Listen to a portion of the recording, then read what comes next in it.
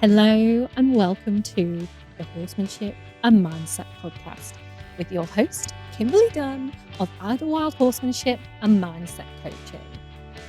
This podcast is here to bring you the very best in tips, tricks, and advice to help you better understand yourself, your mindset, and your horse, because your horsemanship starts with you. Let's go.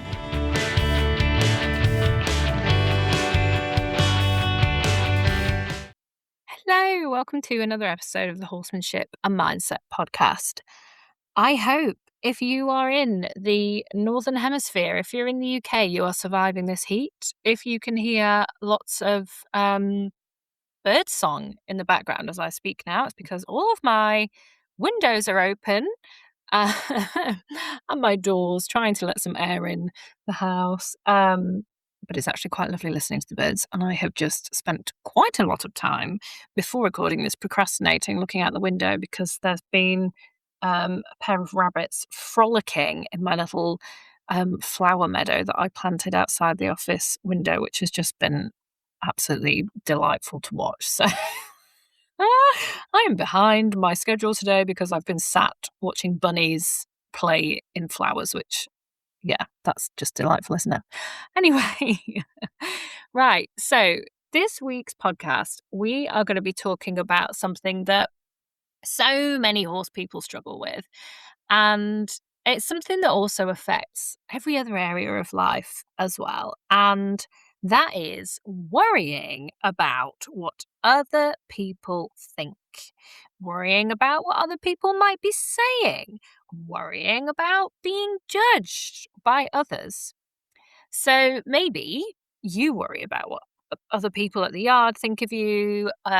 Maybe you're worried that people are going to judge your riding, they're going to judge your horse, they're going to judge your decisions, your confidence, or your ability or your knowledge. And perhaps you've stopped doing things that you love or like, or things you would like to be doing or learning about because you are worried about looking silly, about getting it wrong, or about being criticized. And I know this doesn't just kind of stick with real life as well. This actually goes out online nowadays as well, which kind of brings even more pressure to it. And if this is you, and let's face it probably is, because this is something that we all struggle with from time to time in different areas of life, please know that you're not alone in this. This happens to all of us all the flipping time. And your brain is actually doing exactly what it was designed to do when it worries about these things. So today, I want to offer some clarity around this, and I want to talk about why this happens, why we have these worries, why it feels so hard to let go of other people's opinions, to not worry about their judgment, and most importantly, how you can start freeing yourself from it so it isn't something that is holding you back all the time. Because life is far too short to be spending this time worrying about that and worrying about meeting other people's expectations. So let's first of all look at why we care so much about what other people think and why it is can be such an issue for us and can hold us back in so many ways.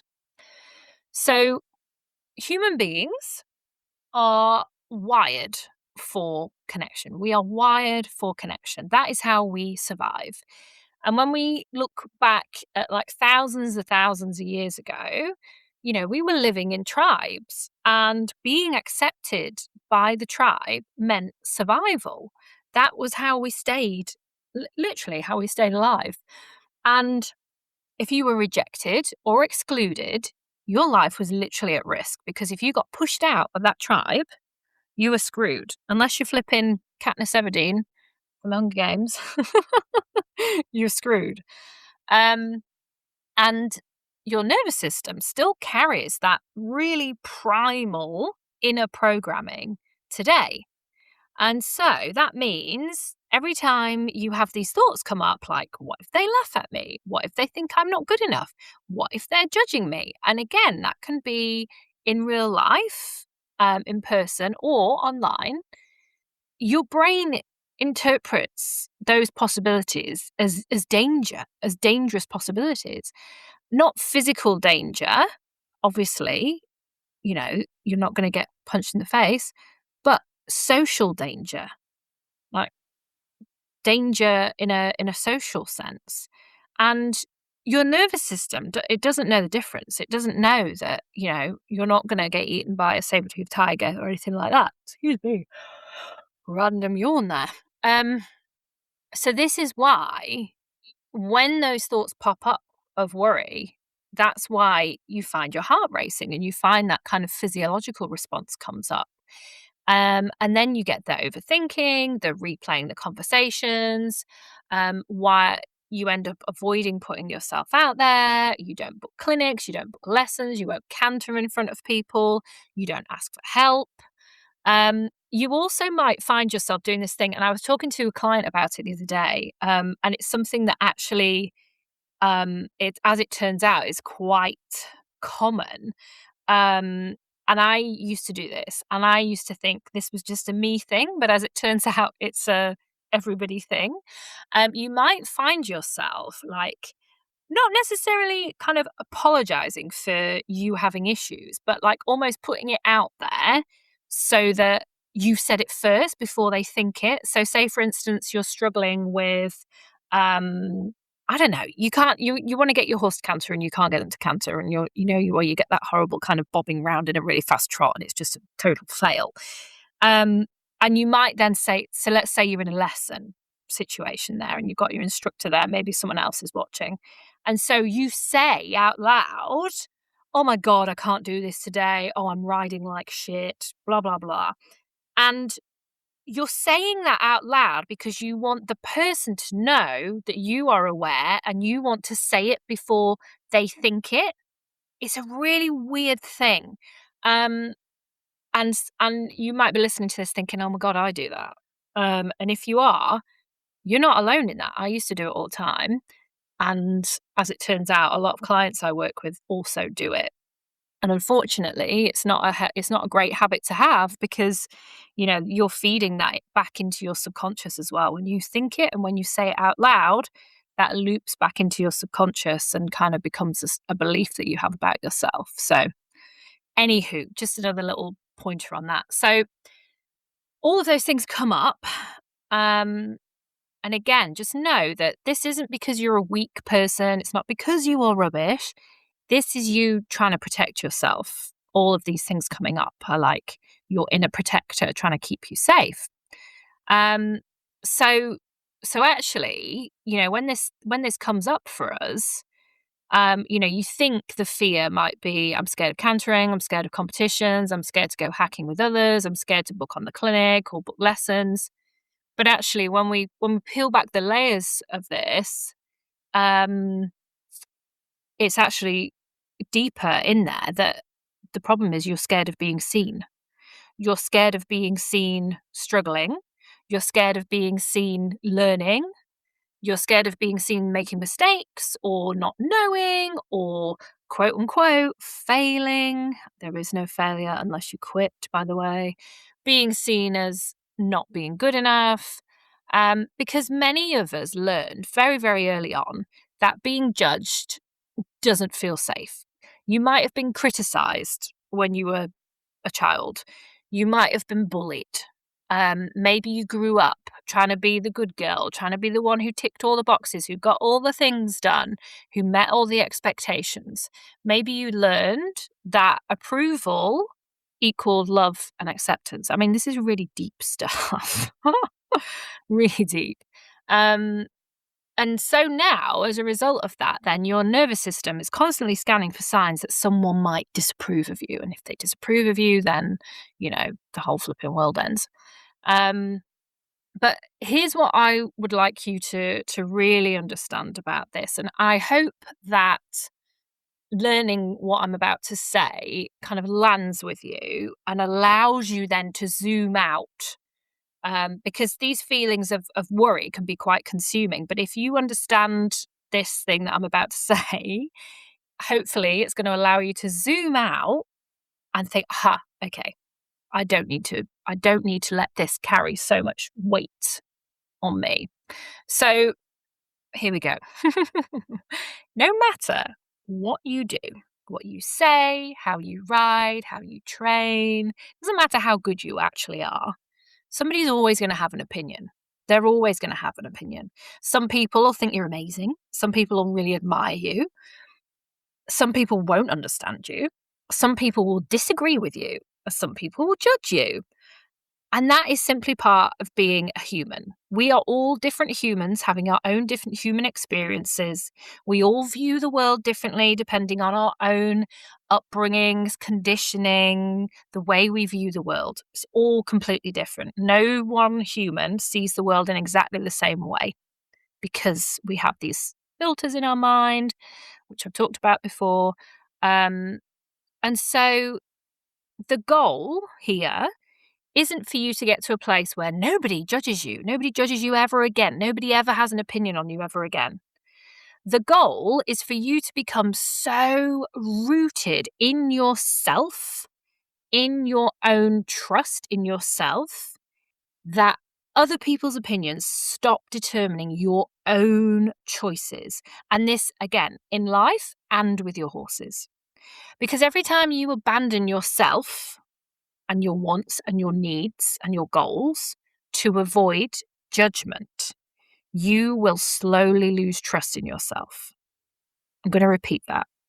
Every time you abandon yourself to avoid the judgment of others, you will slowly lose trust in yourself.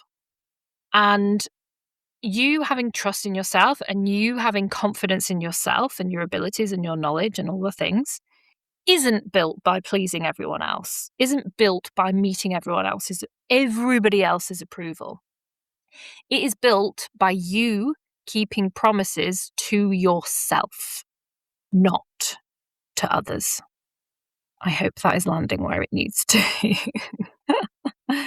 Okay, so let's now look at how you can start letting go of other people's opinions. All right, so here are some methods. Aside from, now hopefully having a bit more understanding around it, because I think that helps. So let's have a look. Ask yourself, who am I trying to get permission from? Whose approval am I waiting for? Who am I trying to get permission from? Whose approval am I actually waiting for? Because often we are giving people authority over our lives that they never even asked for. They're probably spending way more time worrying about themselves. So why are we giving them the approval rights here? What's that about? Okay, next. Remember, people are mostly thinking about themselves. And this sounds a little bit harsh, but it's freeing. So stay with me. Most people are far too busy worrying about what everybody else is thinking of them. They're just like you. They're worrying about what everyone else is thinking about them to spend any time thinking about you and your horse. Okay? So why? Why? Next, challenge the story. Ask yourself, is this actually happening? Are they actually saying these things? Are they actually doing these things? Are they actually having that opinion? Or am I imagining what someone else might think? Am I telling myself a story about what they think that's total, non-fiction? Okay? Or is it fiction? That's total fiction. I don't know. Anyway, our brains are really good at creating stories and treating them like facts. I mean, God knows we all tell ourselves stories about things when we don't actually know the facts. So just do a little fact check there. Practice is another one. Practice being seen. Because you building that confidence and that self-trust in yourself isn't going to come from you hiding and staying small and not doing the things. It is going to come from you actually showing up, actually speaking up, from you trying things. Oh my goodness. From you taking the lessons, from you booking the clinics, doing the fun rides, doing the competition, posting the video, cantering your horse. And the more evidence that you get that you are safe to be seen, the easier it's going to become for you. And finally, I want you to ask yourself one really powerful question. Drum roll, please. What would I do if I wasn't worried about being judged? This might be a good one to journal on. What would you do if you were not worried about being judged? Because in that answer is where you're going to get your freedom from it, is where you're going to actually start living again with your horse and feeling free. So I would invite you to go away if you're driving, if you're poo picking, whatever. Just have a think about it after this episode finishes. Like, what would you do if you weren't worried about being judged? And then go do the thing. Okay. I hope that was helpful. So, a lot of us are carrying this around. We are carrying around, and this is a women thing. I think men do this, but I think this is mostly a women thing. And it goes way, way back. Like, I don't know if you've ever heard of epigenetics, but that's kind of where we carry um, like belief systems through our genes from years and years ago. And women in particular, with the whole, this is going to sound a bit woo, but I would advise you to go look this up. But like the whole witch wound thing and, you know, women kind of stepping into their power and their voice and sharing knowledge, we were literally killed for that. And it's a whole thing. If you go look this up, it is a whole thing. Um, and so a lot of us carry around these fears of what other people are going to think or say about us. And I don't want you to carry that anymore. I don't want you to get to the end of another summer or wherever you are, another couple of months, having missed opportunities because you were too worried about what other people are thinking. So I hope this episode has been helpful. And I hope that it's kind of given you a bit more of an insight into actually enjoying your horse again, trusting yourself, feeling free again. And please remember, other people's opinions are simply information. They are not instructions for you. Okay?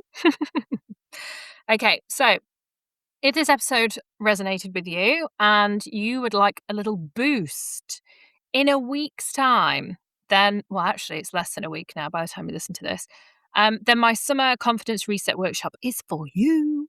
I would love to see you there. We are going to be diving into letting go of self doubt, calming your nervous system, stopping the spiral of overthinking, and helping you to become more confident, calm, and connected around your horse. It's a win. It's happening on Zoom on the 29th of June, which is a Monday at 7 p.m. Tickets are £19. There will be a replay. It's going to be 90 minutes of goodness. You can bring your notebook and you're just going to love it.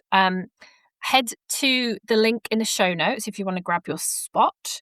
And let's make the rest of the summer the time that you stop hiding and you start enjoying your horse again. I really hope this episode has been helpful to you. I hope that you are well with your horse, and I will see you in another episode next week.